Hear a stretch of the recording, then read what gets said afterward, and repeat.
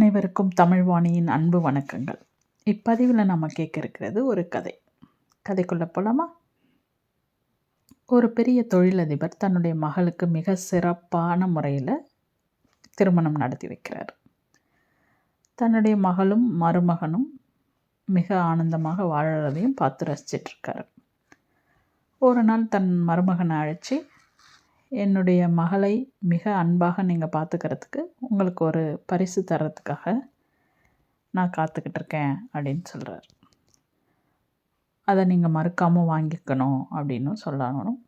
அந்த மருமகனும் சரின்னு அப்படியே செய்கிறேன் மாமா அப்படின்னு சொல்கிறார். அப்போது என்னுடைய ஏகப்பட்ட சொத்துக்களில் சரி பாதியை உங்கள் பெயரில் நான் மாற்றி எழுதி தரப்போகிறேன் அப்படின்னு அந்த தொழிலதிபர் சொல்கிறார். அதை மறக்காமல் நீங்கள் வாங்கிக்கணும்னு மீண்டும் சொல்கிறார். அதனால் அந்த மருமகனும் நன்றி மாமா அப்படின்னு சொல்கிறார்.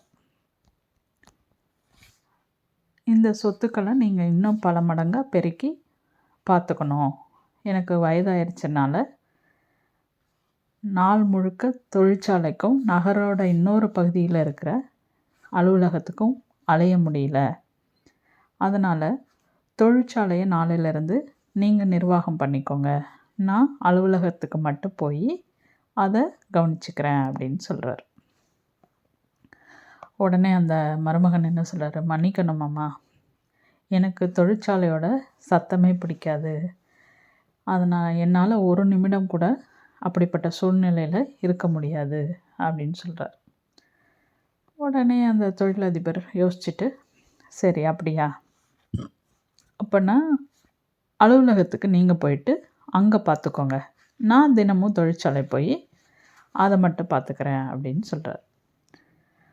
உடனே அதுக்கும் அந்த மருமகன் சொல்கிறாரு, காலையில் 10 மணிலேருந்து சாயங்காலம் 6 மணி வரை ஒரே நாற்காலியில் உட்காந்து ஏகப்பட்ட கோப்பைகள்னால்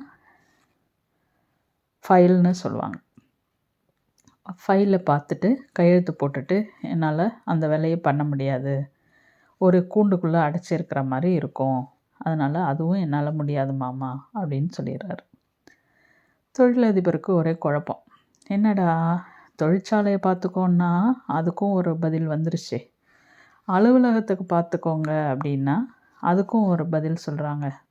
ஸோ அப்போ என்ன தான் பண்ணணும்னு நீங்கள் நினைக்கிறீங்க, என்ன உங்களுக்கு விருப்பம் அப்படின்னு தன்னுடைய மருமகன்கிட்ட கேட்குறாரு. அதுக்கு அந்த மருமகன் சொல்கிறாரு,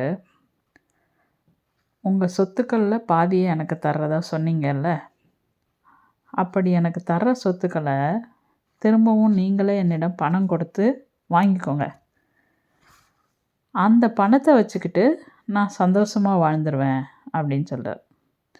கேட்குறதுக்கு நகைச்சுவையாக இருந்தாலும் முட்டாள்தனமாக இருந்தாலும் உழைக்காமல் கிடைக்கக்கூடிய பொருளோட உன்னதம் பல பேருக்கு இங்கே தெரியறதில்ல அப்படின்றத இந்த கதையிலேருந்து நாம் புரிஞ்சுக்கிறோம். நன்றி, வணக்கம்.